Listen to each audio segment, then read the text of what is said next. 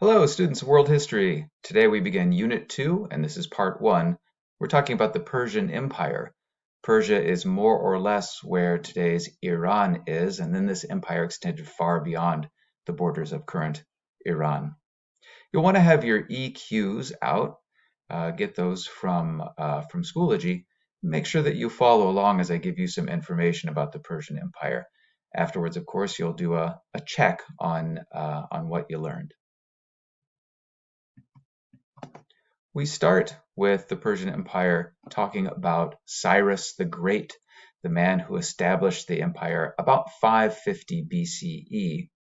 Under Cyrus, the empire was about 2,000 miles long from the Indus River. You remember we talked about the Indus River Valley civilization, all the way to Anatolia, which is today's Turkey. If you think about that territory, it would also include what we learned about in the last unit, Mesopotamia. Now, Cyrus was able to put together the Persian Empire by conquering some local territories and then went beyond that.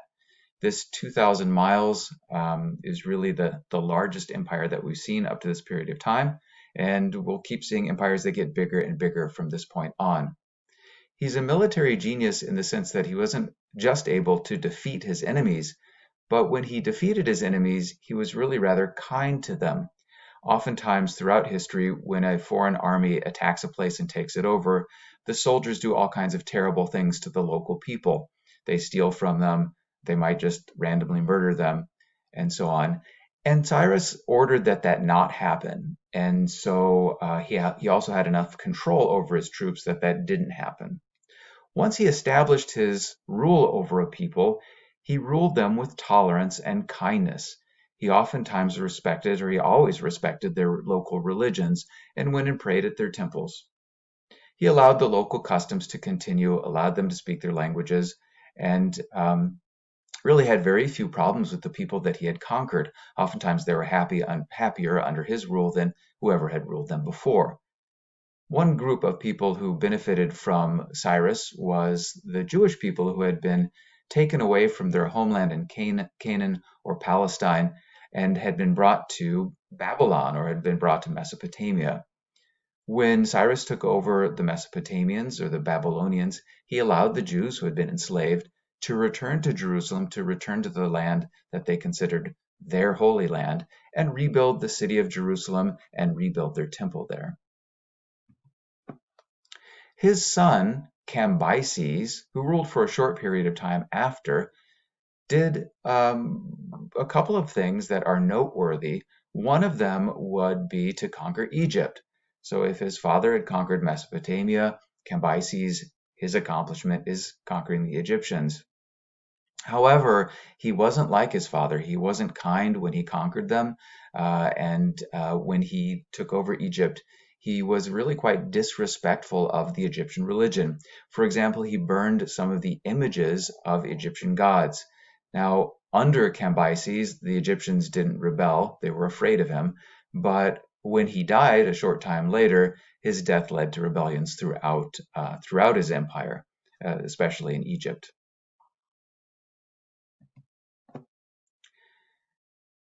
Darius the Great, who follows Cambyses, was not the son of Cambyses. He was a member of the Immortals, kind of an elite bodyguard of Cambyses, and continued to be a kind of elite bodyguard of all of the Persian rulers. Darius the Great ruled for a long period of time. He seizes power and beat down a bunch of revolts or rebellions that were going on in the Persian Empire because of the mismanagement of Cambyses. And he got control and was then the emperor of this place. He decided to rule in a very effective way. He divided up his empire into 20 provinces. Those provinces were kind of like the 20 places that the Persian leaders had conquered over time. And then he allowed or put into place a leader of each of those territories or provinces called a satrap. The satrap was the leader or the governor. There was also a military leader who was local, and there was a tax collector who was local. This was a really effective way of administering a very large empire that extended 2,500 miles under Darius. Another way that he was able to rule effectively was to build the so-called royal road that we'll talk about in just a second. He also instituted the use of coins, which was a much more effective way of engaging in commerce or trading things. Before that, people were trading on barter or one product for another, or they were using just chunks of gold or chunks of silver that were being traded for different kinds of products. This standardizes things and makes trade much easier. One thing that Darius was not able to do was to beat the Greeks, and we'll talk about that in the next lecture. As I said, Darius was able to create a royal road. It was 1,677 miles long, once again going from Persia all the way into Anatolia, or today's Turkey, ending in a town called Sardis. There were about 111 relay stations, or kind of like rest stops. They were all about 15 miles apart. And the wonderful thing about roads is they're great for rulers who want to communicate with the rest of their empire, sending out messengers to the far reaches of the empire, or getting messages from the far reaches of the empire. It also allowed people to travel. It's not usually people, it's usually merchants, or oftentimes it could be soldiers or armies. And this was a very effective way of ruling over his far-stretched lands. It isn't just the one royal road either. There are roads that are kind of branching off from this one royal road so that you can get to more places. In terms of religion, there was a prophet or a holy man by the name of Zoroaster. He's kind of a philosopher as well. And he creates this religion called Zoroastrianism. Zoroaster taught that the earth was a kind of battleground between good and evil, or the forces of good and the forces of evil. And each person took part in the struggle on the side of good or on the side of evil. For Zoroaster, the good god was named Ahura Mazda. And Ahura Mazda was going to judge everyone at the end of time to how much they had fought on the side of good or how much they had fought on the side of evil. And those who had fought on the side of good were going to be rewarded with a kind of heaven, and those who had fought on the side of evil were going to be joining their master, a kind of devil-like figure, in hell. You can find aspects of these beliefs, Zoroastrianism, in Judaism, Christianity, and Islam, kind of the idea of the struggle of good versus evil, and a god and a devil.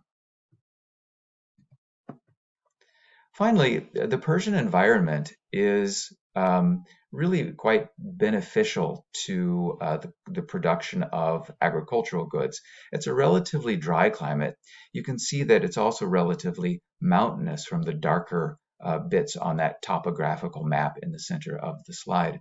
So it's a relatively dry climate. There isn't a giant river that courses through it like in the other places that we talked about. Of course, they do take over Egypt and Mesopotamia and the Indus River Valley, and they do get, as part of their empire, places that had rivers. But the center part, Persia, doesn't really have that. But they did have fertile agriculture. Perhaps more importantly, they had some very important minerals, or were rich in important minerals like copper and lead and gold, silver, and this bluish kind of gemstone called lapis lazuli. All of those could be traded with other people for products, which made Persia economically successful. I hope that I got all of the EQs for you that you needed. If not, you can check in the book, or you can shoot me an email and ask whatever it is that I didn't get to. Thanks so much. Have a great day.